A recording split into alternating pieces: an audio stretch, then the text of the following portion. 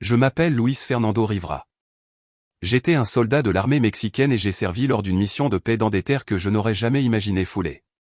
En partant de mon pays, je pensais que ce serait une opération humanitaire de plus, de celle où l'on apporte de l'aide, protège des villages et revient avec des médailles et de la fatigue dans les yeux.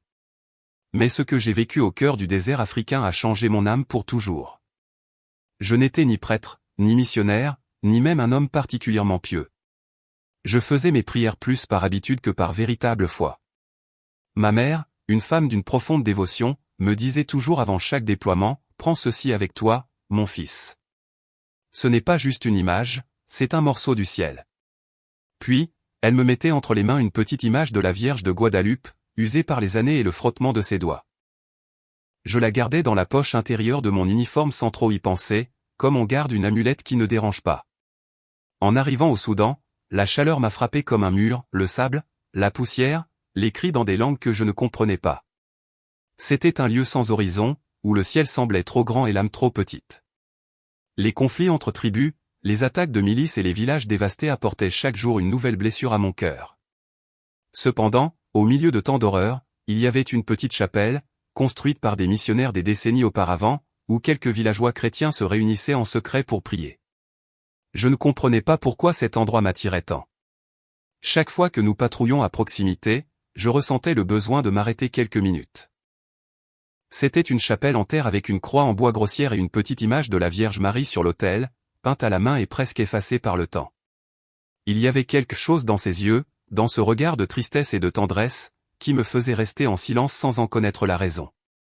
Un après-midi, tandis que le soleil se couchait et que l'air sentait le feu et le métal, je me suis approché de la chapelle. Je venais d'apprendre que 3 de mes camarades étaient morts dans une embuscade. J'ai senti que tout en moi se brisait.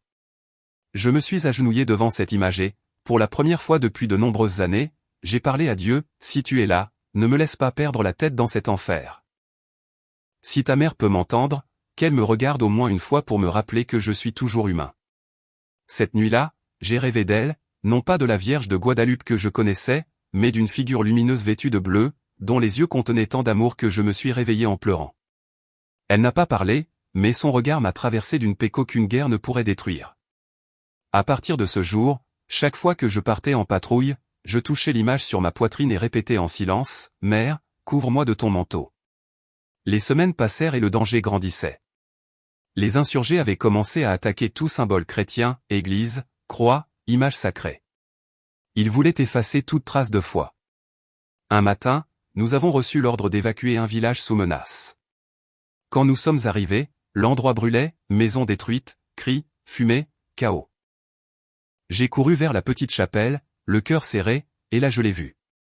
L'image de la Vierge qui m'avait tant consolé était à terre, à moitié brûlée, tandis qu'un groupe d'hommes se préparait à la brûler complètement.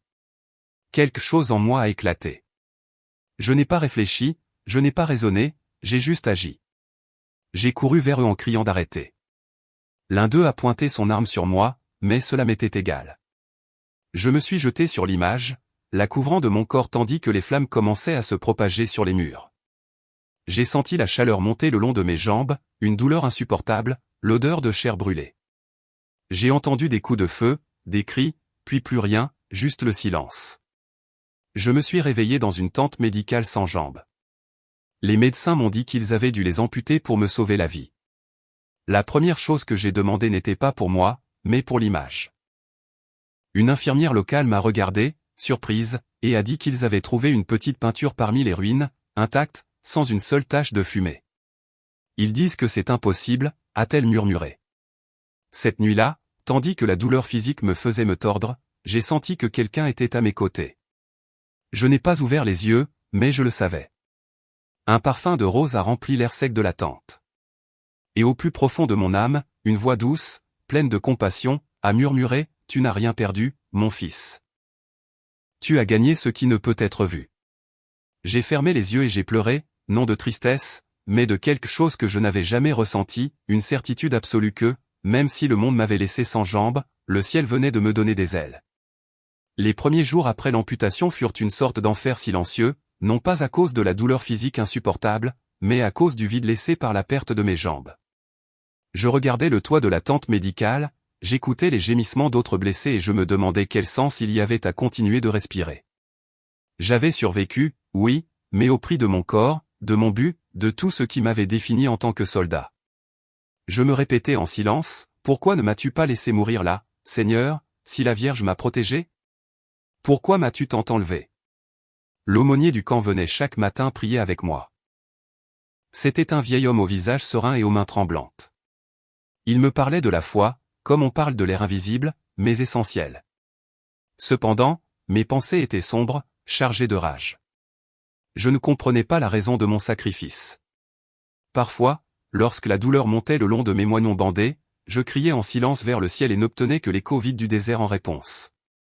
Une nuit, après une journée particulièrement difficile, l'aumônier me laissa une petite bougie bénite sur la table à côté de mon lit. « Au cas où tu voudrais prier ce soir, » me dit-il. Je ne lui répondis pas. Je restai à observer la bougie, hésitant à l'allumer ou à la laisser éteinte comme ma foi. Finalement, je l'allumai. La flamme trembla quelques secondes comme indécise, puis resta ferme.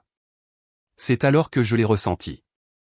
Un air doux traversa la tente, bien que toutes les toiles fussent fermées. Et avec cet air revint ce parfum de rose fraîche, si impossible au milieu de ce désert aride, si déplacé que mon cœur s'arrêta un instant. J'ai fermé les yeux et l'obscurité s'est remplie de lumière. Ce n'était pas une lumière physique, c'était quelque chose qui naissait de l'intérieur, d'un endroit où la douleur n'avait aucun pouvoir. Et je l'ai vue. Elle était là, debout à côté de mon lit. Elle ne flottait pas, ne brillait pas comme dans les peintures, mais sa présence était plus réelle que tout ce que j'avais touché de mes mains. Son visage, si serein et à la fois si humain, avait des larmes. Des larmes qui coulaient doucement sur ses joues, non de tristesse, mais de compassion. Elle n'a pas parlé au début, elle m'a juste regardé. Et dans ce regard, j'ai compris plus que dans toutes les homélies de ma vie. J'ai voulu parler, mais ma voix ne sortait pas. J'ai seulement réussi à murmurer, « Pourquoi moi, mère? Pourquoi m'as-tu laissé ainsi ?» Elle a étendu sa main et l'a posée sur ma poitrine, juste là où je gardais l'image que ma mère m'avait donnée. J'ai ressenti une chaleur, non pas un feu qui brûle, mais un feu qui guérit. Et alors sa voix, douce et puissante, a rempli la tente comme un murmure qui englobe tout, « Mon fils, ce n'est pas moi qui t'ai enlevé les jambes, c'est moi qui t'ai soutenu quand le feu a voulu t'emporter. Chaque blessure que tu portes est une porte que mon fils utilisera pour entrer dans les cœurs de ceux qui ne croient pas. Ton sacrifice n'a pas été vain. Tu as protégé mon image, mais moi je protégerai ton âme. Mes larmes ne sont pas pour ta douleur, mais pour l'amour que tu as montré quand le monde était couvert de haine. » Cette apparition fut un véritable miracle. Je ne sais pas combien de temps cette apparition a duré. Quand j'ai ouvert les yeux, la bougie était toujours allumée et l'air sentait encore les roses. J'ai touché ma poitrine et j'ai trouvé l'image intacte, bien que mes vêtements fussent déchirés. Je suis tombé dans un sanglot profond, non de désespoir, mais de reddition. Pour la première fois, j'ai compris que ma vie ne m'appartenait pas. Les jours suivants ont commencé à se transformer. Les médecins ont remarqué quelque chose d'étrange, mes blessures, qui auraient dû prendre des semaines à cicatriser, guérissaient à une vitesse qu'ils ne pouvaient expliquer. Cela semble impossible, a dit l'un d'eux en changeant les pansements. Il n'y a pas d'infection, pas de fièvre, la peau se referme comme si cela faisait des mois. Je n'ai fait que sourire sans dire un mot. Je connaissais la raison. L'aumônier me trouva un après-midi assis sur une chaise improvisée, regardant l'horizon. « Louis, me dit-il, ton visage a changé. Tu ne ressembles plus à un homme vaincu. » Je lui racontai ce que j'avais vu, chaque détail, chaque mot de la Vierge. Le vieux prêtre pleura en silence.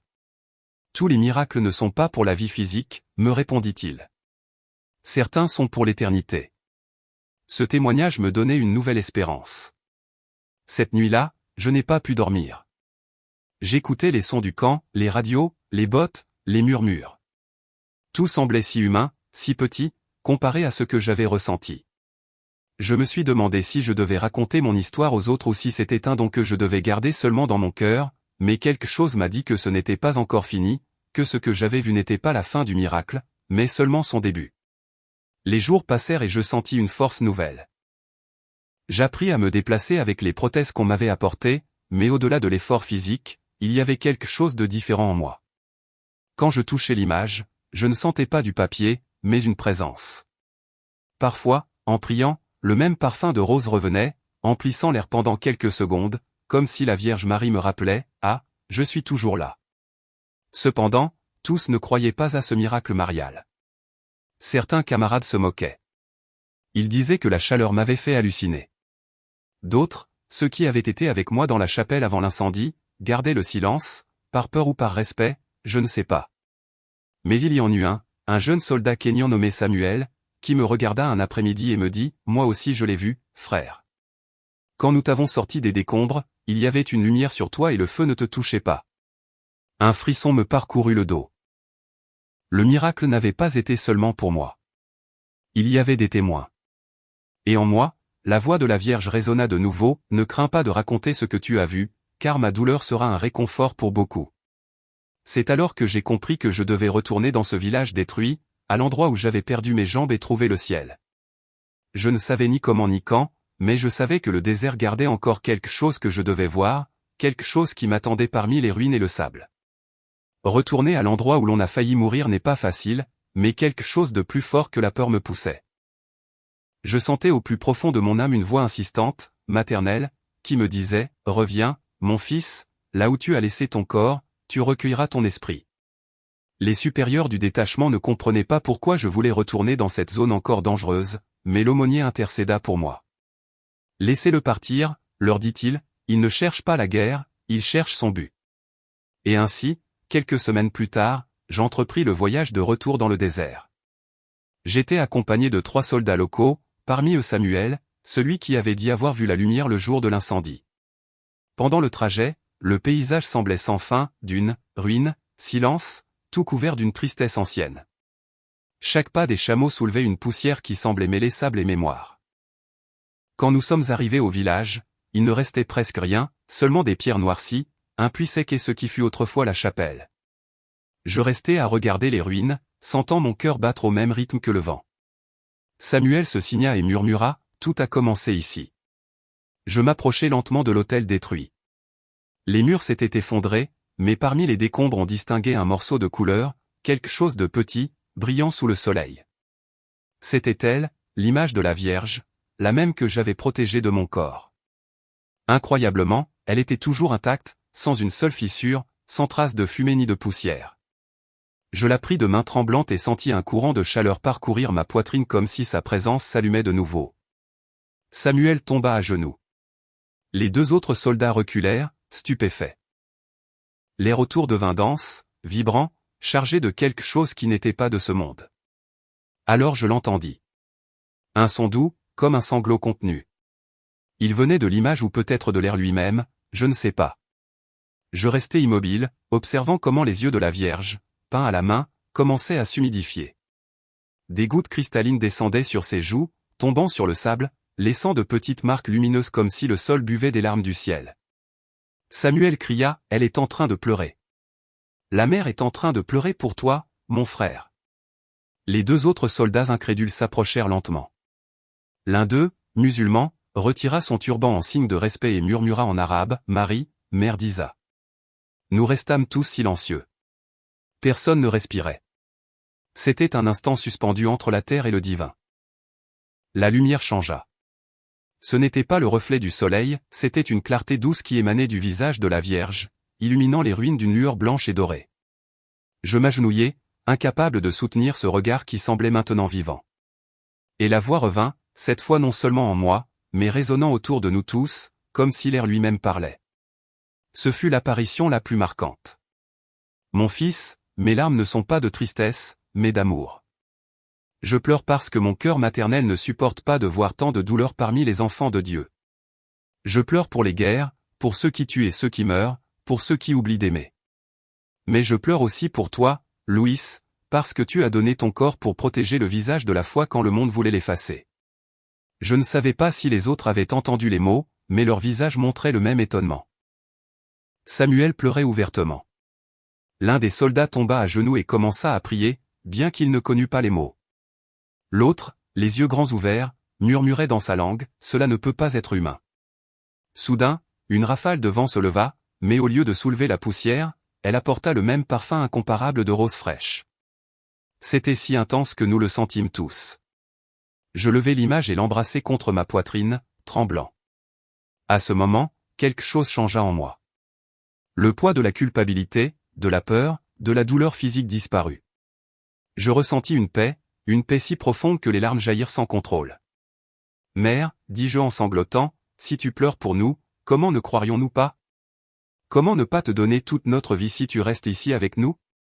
La lumière grandit encore, baignant l'endroit d'un éclat qui n'aveuglait pas, mais guérissait. Samuel leva les yeux et cria, « Regarde tes jambes. » Je regardai en bas, incrédule. Je sentis un picotement, une sensation que j'avais oubliée depuis des années. Je bougeai les moignons et, sous mes yeux, la chair commença à se former comme si l'air lui-même obéissait à une volonté invisible. La peau poussait, les muscles se tissaient, les os s'étiraient. En quelques secondes, mes jambes étaient là, complètes, vivantes, couvertes de poussière dorée. Ce fut un véritable miracle des jambes. Je tombai à genoux, cette fois sur mes propres jambes. Le sol brûlait, mais cela m'était égal. Je criais de joie, d'adoration, d'incrédulité. Les autres tombèrent aussi à terre, certains riant, d'autres pleurant, tous incapables de comprendre. La Vierge continuait de nous regarder, son visage encore humide de larmes, mais son sourire était maintenant lumineux, maternel, éternel. Et puis, lentement, la lumière commença à s'estomper. L'image retrouva son état normal, bien que l'éclat dans ses yeux subsistât comme si elle gardait encore la promesse du miracle. Personne ne parla pendant plusieurs minutes. Le silence était si profond qu'on pouvait entendre le pouls de la terre. Finalement, Samuel s'approcha et me murmura, « Le ciel est descendu ici, mon frère, et tu as été son pont. » Je restai à regarder l'horizon, les ruines, le sable, le vent, tout semblait pareil, mais plus rien ne l'était. Je savais, avec la certitude qui ne vient pas de l'esprit, mais de l'âme, que cette apparition n'était pas seulement pour moi. C'était un message pour le monde, pour rappeler que même au milieu des cendres de la haine, la Vierge continuait de pleurer par amour. Et en moi, sa voix résonnait encore, « Lève-toi, mon fils, et raconte ce que tu as vu. » Ne crains pas la moquerie ni le doute, car ceux qui écouteront ton histoire, même s'ils ne la comprennent pas, sentiront dans leur cœur le parfum de ma présence. La nouvelle du miracle courut plus vite que le vent du désert. En moins de 2 jours, des hommes et des femmes de villages lointains commencèrent à arriver au lieu où la Vierge avait pleuré. Certains venaient avec des chapelets, d'autres simplement par curiosité, mais tous ressentaient le même appel mystérieux, cette voix intérieure qui pousse l'âme vers le sacré. Personne ne savait expliquer comment l'histoire s'était propagée, mais les chemins se remplirent de pèlerins. Je restais sur place, incapable de croire pleinement ce que mes yeux avaient vu et ce que mon corps avait vécu. Mes jambes saines et fortes semblaient un rappel constant que l'impossible avait été vaincu. Samuel, toujours à mes côtés, répétait avec un sourire humble, « Dieu nous a visités, mon frère, et il l'a fait par l'intermédiaire de sa mère. » Le premier groupe de civils arriva à l'aube. Une femme âgée, appuyée sur une canne en bois, s'approcha les larmes aux yeux. « J'ai rêvé d'elle, » me dit-elle. J'ai rêvé qu'elle pleurait sur le désert et qu'un soldat ressuscitait de sa douleur. Quand elle vit l'image de la Vierge, elle s'agenouilla et commença à prier dans son dialecte, un murmure doux qui semblait se fondre dans l'air. Bientôt, des dizaines de personnes firent de même.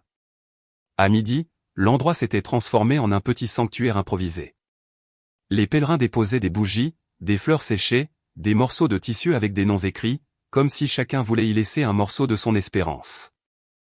Le parfum des roses, ce parfum impossible, réapparaissait de temps en temps, emplissant l'atmosphère d'une fragrance vivante, douce et persistante.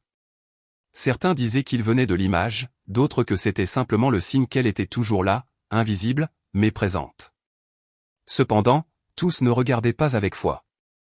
À la tombée de la nuit, des véhicules militaires arrivèrent. Des officiers armés descendirent et commencèrent à disperser les gens à coups de cris et d'avertissements, « Il n'y a pas de miracle ici. C'est une superstition dangereuse. » L'un d'eux, un grand homme avec des insignes sur la poitrine, s'approcha de moi. « Êtes-vous le soldat dont il parle » demanda-t-il d'un ton hostile. J'acquiesçai sans peur, « Oui, monsieur. C'est moi. » L'homme me regarda de haut en bas, surpris de voir mes jambes intactes. « Ils disent que vous étiez mutilé, que vos jambes ont repoussé devant des témoins. » Sa voix mêlait incrédulité et rage, « C'est un blasphème ou un mensonge. » Ni l'un ni l'autre, répondis-je. Ce fut seulement de l'amour, monsieur, et quand l'amour est vrai, rien ne l'arrête. Il me frappa du revers de la main. Silence. N'utilisez pas ce ton avec moi. Ce genre d'histoire provoque des troubles. Des gens abandonnent leur travail, des soldats prient au lieu d'obéir. Nous ne pouvons pas le permettre. Il ordonna à ses hommes d'emporter l'image. Samuel fit un pas en avant, s'interposant entre eux. Ils ne le feront pas, dit-il fermement. S'ils touchent cette image, ils touchent la mère de tous. Les soldats hésitèrent. Il y avait quelque chose dans l'atmosphère qui les retenait, une force invisible. L'officier impatient prit son fusil et visa l'image. Si cette idole est si puissante, qu'elle se défend d'elle-même. Et il appuya sur la gâchette. Le coup de feu résonna dans tout le désert, mais le projectile n'arriva jamais. En l'air, à quelques centimètres de l'image, il s'arrêta, suspendu comme si une main invisible l'avait attrapé. Tous le virent. Le silence tomba comme un manteau. L'officier recula, pâle. La balle tomba au sol sans causer de dégâts et à cet instant, un rayon de lumière descendit du ciel, illuminant le visage de la Vierge d'une clarté dorée. Personne ne parla. Certains soldats tombèrent à genoux, d'autres, tremblants, laissèrent tomber leurs armes. L'officier se couvrit le visage de ses mains, murmurant « Dieu, mon Dieu, pardonnez-moi ». Il se tourna vers moi et cria, les larmes aux yeux, « Que se passe-t-il » ? « Qu'est-ce que c'est ?»« C'est la miséricorde, lui répondis-je. Pas la vengeance. Elle n'est pas venue pour punir, mais pour montrer que même les cœurs endurcis peuvent à nouveau aimer. » L'homme tomba à genoux et se mit à pleurer comme un enfant. Autour de lui, les pèlerins priaient à voix haute dans différentes langues, créant une symphonie de foi qui semblait s'élever jusqu'au ciel. Je regardais l'image. Ses yeux brillaient à nouveau d'humidité comme si elle partageait l'émotion de ses enfants. À partir de ce jour, l'endroit cessa d'être des ruines et devint un sanctuaire vivant. Les villageois reconstruisirent la chapelle de leurs propres mains, utilisant le peu qu'ils avaient, vieilles briques, bois et foie. Chaque pierre était posée avec une prière. Les soldats, même certains musulmans, venaient prier en silence, sans mots, seulement avec le cœur. Les autorités tentèrent à nouveau de faire taire l'histoire, mais elles ne purent pas. Les témoignages se multipliaient. Des médecins parlaient de ma récupération inexplicable. Des journalistes venus pour se moquer finissaient par pleurer devant l'image. La science, la politique, la peur, tout s'effondrait devant une simple vérité. Quelque chose de divin avait touché la terre. Une nuit, tandis que la foule récitait le chapelet, je m'écartai de quelques mètres pour être seul. Je regardais le ciel dégagé et murmurais, « Mère, pourquoi as-tu pleuré pour moi ?» Et sa voix, douce comme une brise entre les palmiers, répondit dans mon cœur, « Parce que quand un enfant souffre par amour, le ciel aussi pleure. Mais ce ne sont pas des larmes de peine, mon fils, mais des graines de foi. Où elles tombent, l'espérance fleurit. » À partir de ce moment, j'ai compris que mon témoignage n'était pas une fin, mais une mission, que je devais raconter l'histoire non pas pour me glorifier, mais pour rappeler au monde que, même au milieu de la guerre, la compassion peut désarmer les fusils et que la Vierge ne laisse pas ses enfants seuls, pas même dans la poussière du désert. Les jours qui suivirent furent comme vivre dans un rêve qui appartenait plus au ciel qu'à la terre. L'endroit où il y avait eu la guerre et les cendres s'étaient transformés en un fleuve de vie. Des gens arrivaient de villages lointains, marchant pendant des heures sous le soleil brûlant. Certains boitant, d'autres en béquilles, d'autres portant des enfants malades. Ils venaient chercher quelque chose que la science ou les armes ne pouvaient offrir, consolation, espérance, pardon. Il n'y avait ni organisation, ni prêtre suffisant, ni ressources. Mais chaque nuit, lorsque le soleil se couchait et que les étoiles allumaient leurs manteaux sur le désert, les chants commençaient. Peu importe la langue, les prières coulaient comme une seule voix. Et toujours, à la fin de chaque prière, l'air se remplissait de ce parfum de rose si pur, si impossible, que personne ne pouvait nier que la Vierge était toujours là. Des choses inexplicables commencèrent à se produire. Une femme aveugle depuis l'enfance recouvra la vue en touchant la base de l'autel. Un homme qui avait perdu la parole après une explosion retrouva sa voix en récitant l'Ave Maria. Une mère me montra son fils arrivé avec de la fièvre et au bord de la mort. Elle le déposa au pied de l'image et, à l'aube, l'enfant riait et demandait du pain. Les médecins militaires qui tentaient d'enregistrer les faits ne trouvaient pas de mots. Il n'y a pas d'explication médicale, répétait-il encore et encore, mais les gens n'avaient plus besoin d'explications, seulement de foi. J'observais tout cela avec un mélange d'étonnement et d'humilité. Parfois, je me demandais pourquoi la Vierge m'avait choisi, moi, un soldat, un pécheur, plein d'erreurs. Et chaque fois que ce doute blessait mon cœur, une voix au plus profond de moi répondait, parce que mon fils ne cherche pas les parfaits, mais les disposés, et tu as donné ton corps par amour. Un après-midi, tandis que j'aidais à placer des bougies devant l'autel, un jeune soldat s'approcha de moi. C'était l'un de ceux qui étaient venus avec l'officier ce jour-là du coup de feu. Il s'agenouilla devant l'image et, sans lever les yeux, dit « Je veux demander pardon. J'ai fait partie de ceux qui ont détruit des villages, de ceux qui ont brûlé des images. Mais depuis ce jour, je ne peux plus dormir. Je vois son visage chaque nuit, ses larmes qui coulent. Je ne supporte plus le poids de ma culpabilité. » Je lui posai une main sur l'épaule. « Dieu ne rejette pas celui qui se repent, lui dis-je. Il ne compte pas tes blessures comme des punitions, mais comme des chemins de retour. » Le jeune homme commença à pleurer. « Je veux changer, murmura-t-il. Je veux servir le Dieu qui pleure pour nous. » Le lendemain matin, je le vis aider à construire des murs, à distribuer de l'eau et à consoler d'autres blessés. Il était passé de la peur à l'amour, et il ne fut pas le seul. L'ancien officier, celui qui avait tiré sur l'image, revint aussi.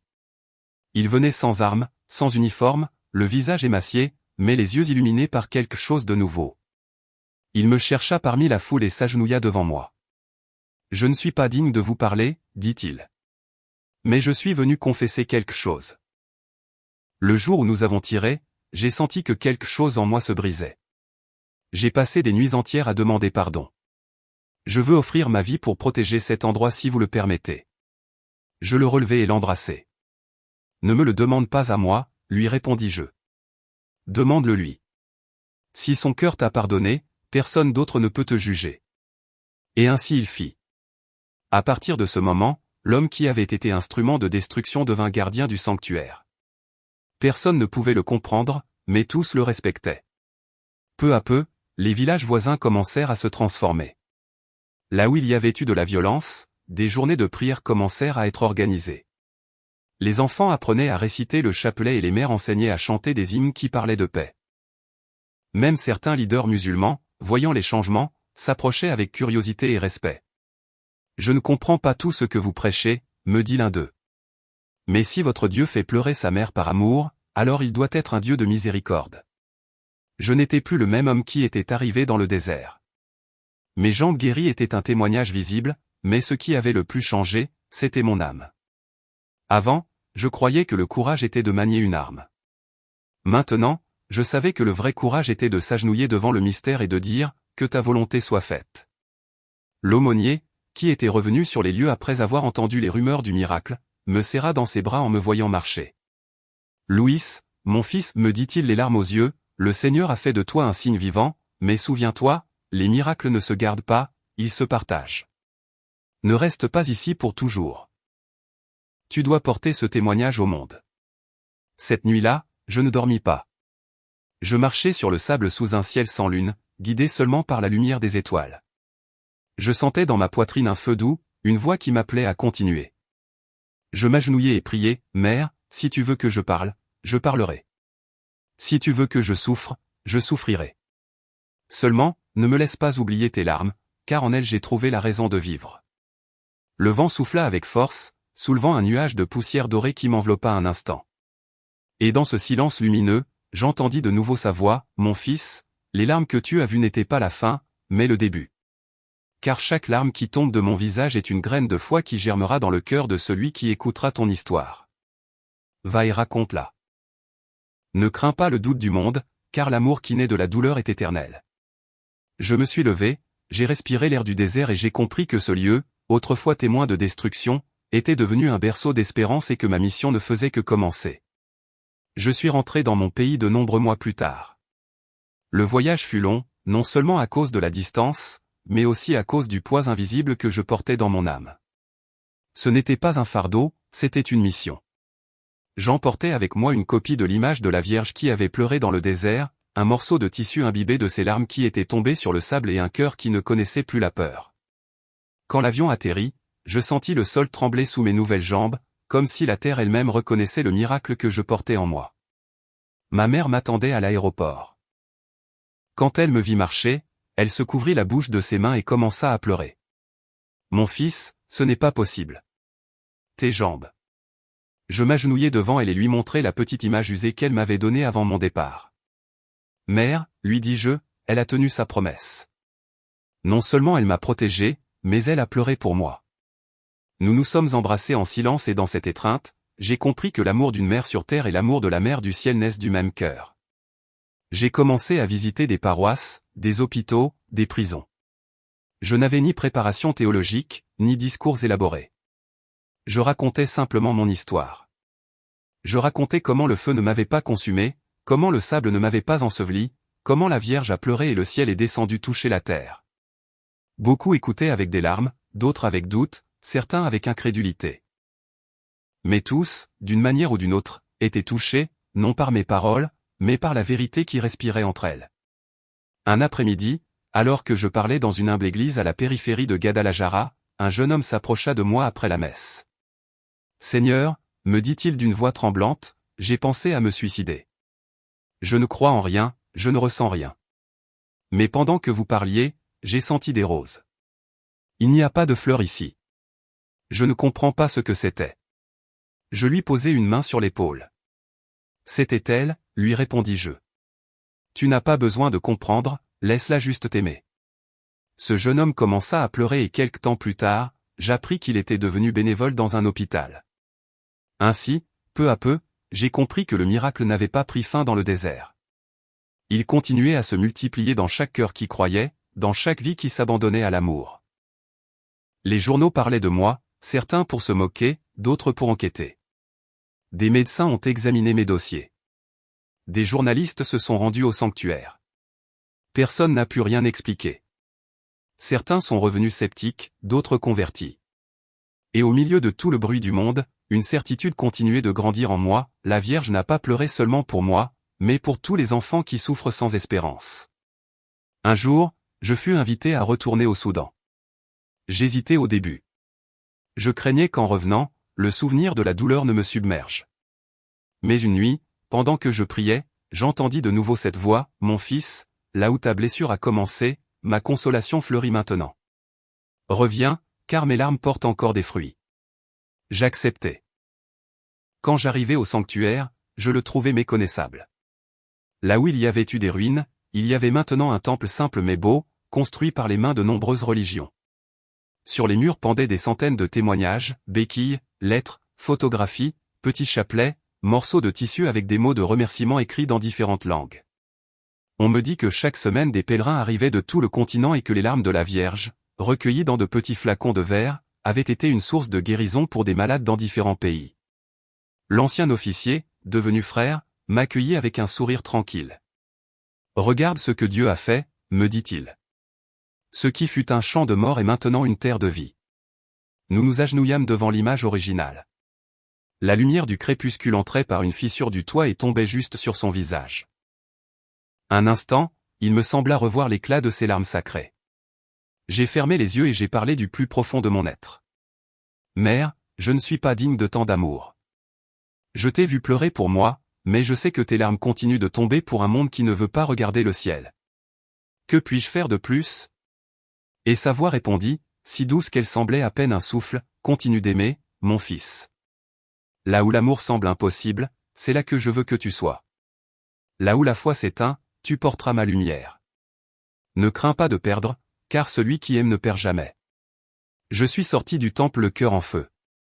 Le désert qui avait été un tombeau était maintenant un jardin. Les enfants couraient entre les dunes, les femmes chantaient des hymnes dans leur langue et les hommes érigeaient des croix faites de branches sèches. La vie était revenue là où la mort régnait.